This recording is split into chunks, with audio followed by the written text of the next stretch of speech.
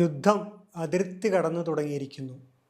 ശ്രീലങ്കൻ തീരത്ത് ഇറാൻ കപ്പൽ അമേരിക്കൻ ആക്രമണത്തിനിരയായി മുങ്ങിയിരിക്കുന്നു.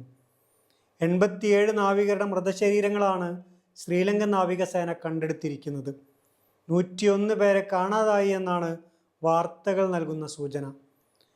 83,000 ആളുകൾ കുടിയൊഴിപ്പിക്കപ്പെട്ടിരിക്കുന്നുവെന്ന് ലബനാൻ ആരോഗ്യ മന്ത്രാലയം റിപ്പോർട്ട് ചെയ്യുന്നു. ദക്ഷിണ ലബനാനിലെ 16 പ്രദേശങ്ങളിൽ നിന്നും ആളുകൾ ഒഴിഞ്ഞു പോകണമെന്ന് ഇസ്രായേൽ അറിയിപ്പ് നൽകിയിരിക്കുന്നു. ഇറാൻ മറ്റ് ഗൾഫ് രാജ്യങ്ങൾക്കൊപ്പം ഇറാഖിലെ കുർദിഷ് കേന്ദ്രങ്ങളെയും ലക്ഷ്യം വെച്ച് തുടങ്ങിയതായും വാർത്തകൾ വരുന്നുണ്ട്.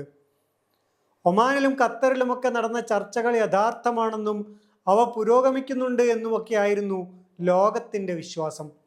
പക്ഷേ എല്ലാം ഇസ്രായേലിൻ്റെ തട്ടിപ്പായിരുന്നു എന്ന് വീണ്ടും തിരിച്ചറിയേണ്ടി വന്നിരിക്കുന്നു. 160 കുട്ടികളുടെ ശരീരം നിരനിരയായി മറവു ചെയ്യുന്ന കാഴ്ച വിവരണങ്ങൾ ഏതുമില്ലാതെ ഇസ്രായേൽ എന്താണെന്ന് ലോകത്തിന് വ്യക്തമാക്കി കൊടുക്കുന്നുണ്ട്. ആരൊക്കെ സഹായിക്കാനുണ്ടായാലും കൈകൊടുക്കാനുണ്ടായാലും ഈ പാപക്കറയൊന്നും കഴുകിക്കളയാനാവില്ല. സമാധാനത്തിൻ്റെ നോബൽ സമ്മാനം യുദ്ധങ്ങളിലൂടെയും കുട്ടികളുടെ ചോരയൊഴുക്കുന്നതിലൂടെയും നേടിയെടുക്കാമെന്ന് കരുതുന്ന ഡൊണാൾഡ് ട്രംപിൻ്റെ സുവിശേഷത്തിൻ്റെ പൊള്ളത്തരവും പകൽ പോലെ വ്യക്തം. American state secretary mark Rubio കുറച്ച് നാളുകൾക്ക് മുമ്പ് നടത്തിയൊരു സംസാരം ഇത്തരുണത്തിൽ ഓർക്കുന്നത് നന്ന്.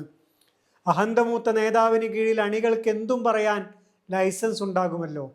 കുറേയൊക്കെ അത് നല്ലതാണ് താനും. കാരണം അവരുടെ ഉള്ളിലിരിപ്പിൻ്റെ അങ്ങേയറ്റം വരെ ലോകത്തിന് കാണാൻ സാധിക്കും. അത്തരമൊരു സ്വപ്നത്തെക്കുറിച്ചുള്ള പ്രസ്താവനയായിരുന്നു മാർക്ക് റൂബിയോയുടേത്. കോളനിവൽക്കരണത്തിലേക്ക് ലോകം തിരിച്ചു പോകണം. അവിടെ പാശ്ചാത്യനായിരിക്കും എല്ലാറ്റിൻ്റെയും മേൽക്കോയ്മ. പ്രത്യേകിച്ചും അമേരിക്കക്കായിരിക്കും ലോകത്തിൻ്റെ നെടുനായകത്വം. ഇതായിരുന്നു ആ സ്വപ്നം. അതിനുള്ള വഴി രക്തത്തിൻ്റെതാണെന്ന് പറയേണ്ടതില്ലല്ലോ. മധ്യപൗരസ്ത്യ ദേശത്ത് തങ്ങൾക്കിപ്പോൾ ഇറാൻ മാത്രമാണ് ശക്തമായൊരു വെല്ലുവിളിയാവാൻ സാധ്യതയുള്ളത് എന്ന് അമേരിക്കയ്ക്ക് നേരത്തെ തന്നെ അറിയാം. പക്ഷെ നേരിട്ടൊരു യുദ്ധത്തിൽ പങ്കെടുത്താൽ ഉണ്ടാവുന്ന നഷ്ടമേറെയാണ്. മുന്നിൽ നിന്നും പട നയിക്കാൻ ഇസ്രായേലിനെ കിട്ടിയതോടെ സംഗതി കുശാൽ. നെതന്യാഹുവിനെതിരായ പ്രതിഷേധങ്ങൾ ഇസ്രായേലിൽ ശക്തമാണ് എന്ന് പല തരത്തിലുമുള്ള മാധ്യമ വാർത്തകൾ നമുക്ക് പറഞ്ഞു തരുമെങ്കിലും ഇസ്രായേലിൻ്റെ വിസ്താരം വർദ്ധിപ്പിക്കുന്ന കാര്യത്തിൽ എല്ലാ പ്രതിഷേധക്കാരും നെതന്യാഹുവിനൊപ്പമാണ് എന്നതാണ് സത്യം. യുദ്ധത്തിൽ ആളുകൾ മരിക്കുന്നു, സ്വസ്ഥത നശിക്കുന്നു എന്നത് മാത്രമാണ് അവരുടെ പ്രശ്നം. ഭൂമി വെട്ടിപ്പിടിക്കുക, സാധാരണക്കാരെ കൊന്നിട്ടാണെങ്കിലും സാമ്രാജ്യം വ്യാപിപ്പിക്കുക എന്നതാണല്ലോ ഇസ്രായേലിൻ്റെ തന്നെ അടിസ്ഥാന സിദ്ധാന്തം. നഴ്സറി ക്ലാസ് മുതൽ ഇറാൻ നമ്മുടെ ശത്രുവാണ് എന്ന് പഠിപ്പിച്ചുകൊണ്ടേയിരിക്കുന്ന രാജ്യത്തെ സംബന്ധിച്ചിടത്തോളം ഈ യുദ്ധം അവർക്ക് സ്വപ്ന മുഹൂർത്തമാണ്. 12 ദിന യുദ്ധത്തിൽ നിന്നും വ്യത്യസ്തമായ അല്പം കൂടിയ ആത്മവിശ്വാസത്തോടെയാണ് അവർ ഇപ്പോഴത്തെ യുദ്ധം നടത്തുന്നുണ്ടാവുക. ഇറാനെക്കുറിച്ചുള്ള പേടി അന്ന് ഏറെക്കുറെ അവസാനിച്ചതാണ്. തുടർച്ചയായ യുദ്ധങ്ങൾ ഏൽപ്പിക്കുന്ന സാമ്പത്തിക ബാധ്യതയും ആഭ്യന്തര രാഷ്ട്രീയ സമ്മർദ്ദങ്ങളുമാണ് ഇസ്രായേൽ നേരിടാൻ പോകുന്ന ഒരു പ്രതിസന്ധി. കൂടെ അമേരിക്കയുള്ളത് കൊണ്ട് ആയുധങ്ങൾക്ക് ക്ഷാമമുണ്ടാകില്ലെങ്കിലും ചെലവ് കൂടി വരുന്നത് ഒരു രാഷ്ട്രം ഏത് രീതിയിൽ നേരിടുമെന്ന് കണ്ടറിയുക തന്നെ വേണം. 4-5 ആഴ്ചക്കാലം യുദ്ധം നീണ്ടു നിൽക്കുമെന്നാണ് ട്രംപ് അഭിപ്രായപ്പെട്ടത്. പക്ഷെ നിരീക്ഷകർ വിലയിരുത്തുന്നത് സാമ്പത്തിക ബാധ്യതകളും നഷ്ടങ്ങളുടെ കണക്കുമൊക്കെയാവും ഇത് നിശ്ചയിക്കുക എന്നാണ്. 1999 സെർബിയക്കെതിരെ നടന്ന 90 ദിവസത്തെ യുദ്ധമായിരുന്നു നീണ്ടുനിന്ന ഒന്ന് എന്ന് ചരിത്രകാരന്മാർ ഓർത്തെടുക്കുന്നു. ഇന്നത്തെ അമേരിക്കൻ അവസ്ഥ വെച്ച് അത്രയും കാലമൊന്നും ഈ യുദ്ധം നീണ്ടു നിൽക്കില്ലെന്നും ഇവർ പറയുന്നു. പക്ഷേ പെൻറ്റഗൺ 100 ദിവസത്തേക്കുള്ള പദ്ധതിയാണ് തയ്യാറാക്കിക്കൊണ്ടിരിക്കുന്നത് എന്ന് വാർത്തകൾ പറയുന്നുണ്ട്. ഇറാന്റെ വ്യോമ പ്രതിരോധം പൂർണ്ണമായി തകർത്തു കഴിഞ്ഞിരിക്കുന്നുവെന്നും അതുകൊണ്ട് തന്നെ ഇനി ചെലവ് കുറഞ്ഞ ആക്രമണ രീതികൾ അവലംബിച്ചാൽ മതിയെന്നുമാണ് അമേരിക്കയുടെ നിലവിലെ കണക്കുകൂട്ടൽ. GPS-ഉം ലേസറും നിയന്ത്രിക്കുന്ന ബോംബുകളായിരിക്കും അത്രേ ഇനി പരീക്ഷിക്കുക. ഗസയിലെ കൂട്ടക്കുരുതികൾക്കെതിരെ നിലകൊള്ളുന്നവരാണ് തങ്ങൾ എന്ന് ലോകത്തെ വിശ്വസിപ്പിച്ച ലോകരാഷ്ട്രങ്ങളിൽ പലരും ഇപ്പോൾ ഇസ്രായേലിൻ്റെ കൂടെ തന്നെയാണ് തങ്ങളെന്ന് ഉറപ്പിച്ചിട്ടുണ്ട്. കൂട്ടക്കുരുതികളും ശിശുഹത്യയുമൊക്കെ അവരെല്ലാവരും മറന്ന മട്ടാണ്. സിറിയക്കെതിരായാലും ലബനാനിനോ യമനിനോ എതിരായാലും ഇവരെന്നും ജൂതരാഷ്ട്രത്തിൻ്റെ പക്ഷത്ത് തന്നെയായിരുന്നു. ഇറാൻ എന്നാൽ ആയത്തുള്ള ഖാംനേയിയാണെന്നും അദ്ദേഹത്തെ വധിക്കുന്നതോടെ ഇറാൻ നിശ്ചലമാവുമെന്നും ട്രംപ് കരുതി നെതന്യാഹുവിനും അങ്ങനെ തോന്നിക്കാണണം. തനിക്ക് ശേഷം പ്രളയമെന്ന് വിശ്വസിക്കുന്നവർക്ക് അങ്ങനെ തോന്നാനേ നിവൃത്തിയുള്ളൂ.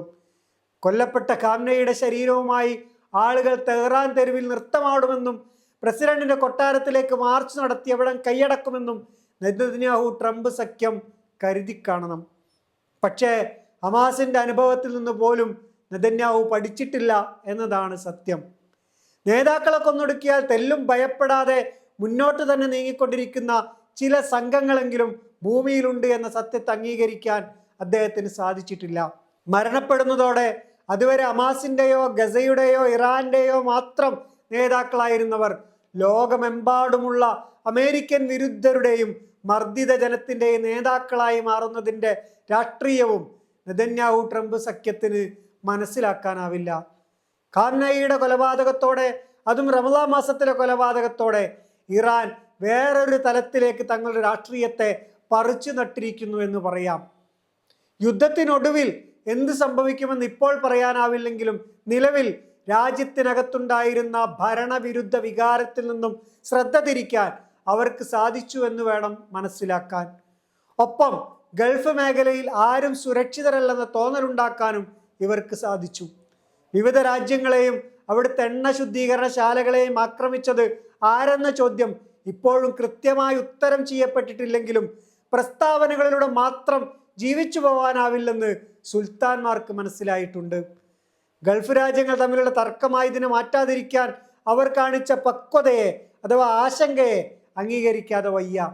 എന്തായാലും അമേരിക്കയുടെ രാഷ്ട്രീയവും പ്രതിരോധപരവുമായ നയങ്ങളെ രൂപീകരിക്കുന്നതിൽ തൻ്റെ പങ്ക് ചെറുതല്ലെന്ന് വ്യക്തമാക്കാൻ നെതന്യാഹു എന്ന ഭരണാധികാരിക്ക് ഇപ്പോൾ കഴിയുന്നു എന്നത് ഒരു വാസ്തവമാണ്. അത് അമേരിക്കയ്ക്ക് മനസ്സിലായിട്ടുണ്ടെങ്കിലും ഇല്ലെങ്കിലും അമേരിക്കയിലെ ഒരു വിഭാഗം ജൂതരാഷ്ട്രത്തിൻ്റെ കുടിലതയിൽ നമ്മൾ പെട്ടുപോവുകയാണെന്ന് വിലപിക്കുന്നുണ്ടെങ്കിലും താൻ അതിബുദ്ധിമാനാണെന്ന ട്രംപിൻ്റെ വിചാരം കൊണ്ട് പിന്മാറാൻ കഴിയാത്ത വിധം പെട്ടുപോയിക്കൊണ്ടിരിക്കുകയാണ് എന്ന് വേണമെങ്കിൽ പറയാം.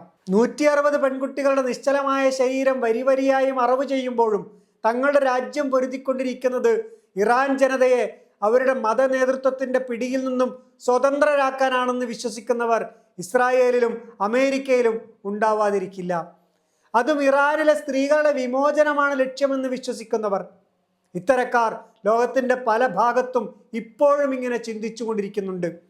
എപ്സ്റ്റീൻ ഫയലുകളിലെ മോശപ്പെട്ട കാഴ്ചകൾ പുറത്തു വന്നുകൊണ്ടിരിക്കുമ്പോഴും ഇറാനിലെ സ്ത്രീകളെക്കുറിച്ച് വേവലാതിപ്പെട്ടുകൊണ്ടിരിക്കുകയാണ് ഇവർ. നന്ദി.